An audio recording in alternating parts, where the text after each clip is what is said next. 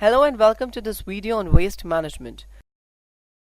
Waste management is the collection, transport, processing or disposal, managing and monitoring of waste materials. The term usually relates to materials produced by human activity, and the process is generally undertaken to reduce their effect on health, the environment or aesthetics. Waste management is a distinct practice from resource recovery, while focuses on delaying the rate of consumption of natural resources. All waste materials, whether they are solid, liquid, gaseous or radioactive, fall within the remit of waste management. Throughout most of history, the amount of waste generated by humans was insignificant due to low population density and low societal levels of the exploitation of natural resources. Common waste produced during pre-modern time was mainly ashes and biodegradable, and these were released back into the ground locally with minimum environmental impact. Tools made out of wood or metal were generally reused or passed down through the generations. However, some civilizations do seem to have more profligate in their waste output than others. In particular, the Maya of Central America had a fixed monthly ritual in which the people of the village would gather together and burn their rubbish in large dumps.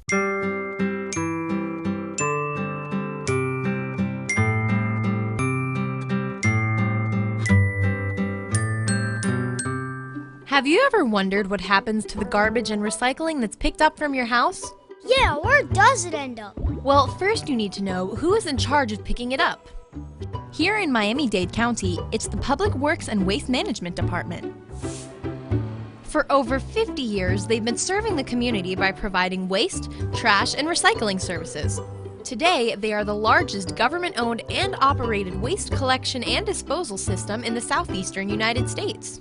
Although the department handles everything from bulky waste pickups to drop-off sites for home chemicals, their two main services are waste collection and recycling. Let's check out waste collection. With a fleet of over 400 trucks, waste collection takes place 5 days a week for over 320,000 homes. That's a lot of waste, which is why the drivers stop at one of 3 waste transfer stations so they can unload their trucks and get back to collecting waste. All the waste from the transfer station then goes to one of 2 landfills owned and run by Miami-Dade County, or to the coolest waste-to-energy facility in the world. It's called the Resources Recovery Facility, which deals with more than 1.2 million tons of waste every year. It doesn't just get rid of waste, it reduces it. Here, aluminum and other metals are recovered for recycling, and the rest of the garbage is shredded to create fuel that's used to make electricity. The electricity made at the facility is actually enough to run both the plant and power about 50,000 homes. Now that's cool! And as if this weren't environmentally friendly enough, the Resources Recovery Facility also has a 40-acre wildlife preserve that provides a hangout spot for many types of fish and birds. And since we're talking about being green, let's take a look at the department's other main service, recycling. Are you talking about all those blue carts? That's right. Those 65-gallon wheeled carts are part of the curbside recycling program. And in those carts, you can place all of your recyclable materials: paper, cardboard, plastic, glass, metal, and aseptic containers. That's the name for milk and juice cartons. Yep.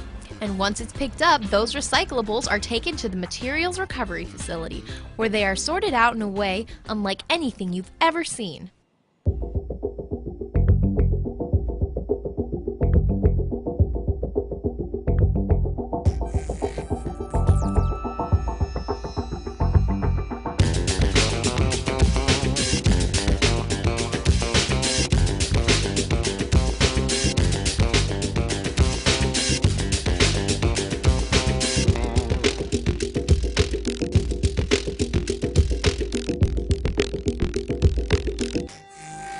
The Materials Recovery Facility handles 60,000 tons of Miami-Dade County's recyclables each year.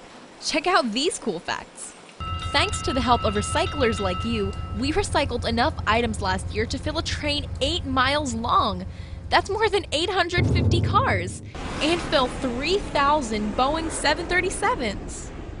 Recycling is great for our Earth because it saves items from being disposed of and actually gives them a second chance. Plastic bottles can become t-shirts, glass can be used as a material for new glass bottles, and a soda can transforms into a brand new one in just a few weeks. Now that's what I call green. As you can see, the Public Works and Waste Management Department provides really important services every day. Thanks to them, we just have to roll our blue and green carts to the curb and they handle the rest.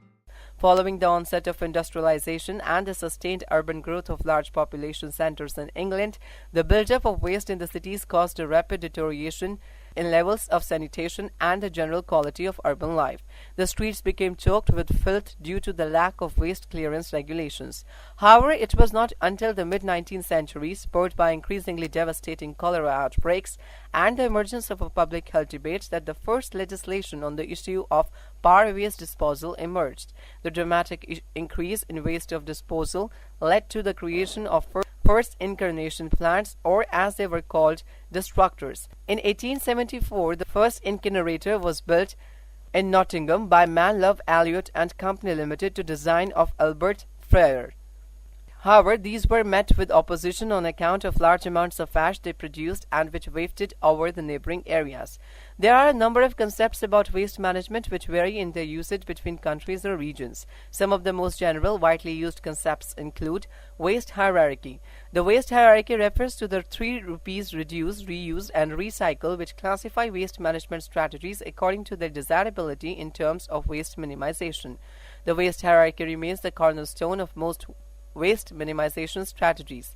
The aim of the waste hierarchy is to extract the maximum practical benefits from products and to generate the minimum amount of waste. Polluter pays principle. The polluter pays principle is a principle where the polluting party pays for the impact caused to the environment.